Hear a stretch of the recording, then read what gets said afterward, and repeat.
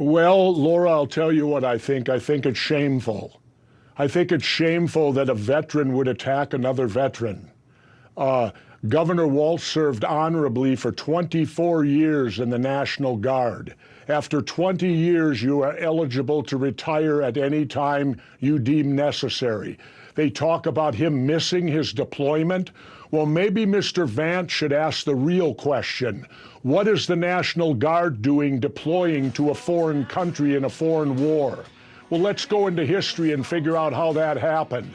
That happened because George W. Bush and Dick Cheney went into the Iraq War based on lies, no weapons of mass destruction, no ties to Al-Qaeda, nothing with 9/11, and they ran out of bodies. They needed more bodies.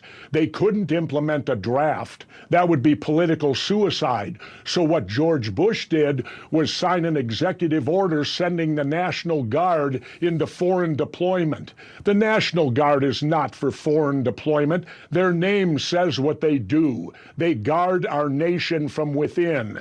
So this hogwash about Governor Walz missing a deployment, not only that, he's 24 years, he's an E9. I deployed twice. We never even had an E9 with us when we deployed. E9s are not going to walk the point. They're not going to be involved in any combat whatsoever. They're figureheads being the most senior enlisted within their company, and that's what it's all about. So I think that Vance is doing a disservice to himself and a disservice to the United States Marine Corps. I know a lot of great Marines, and Marines show respect, and Vance is not showing respect. And let's continue.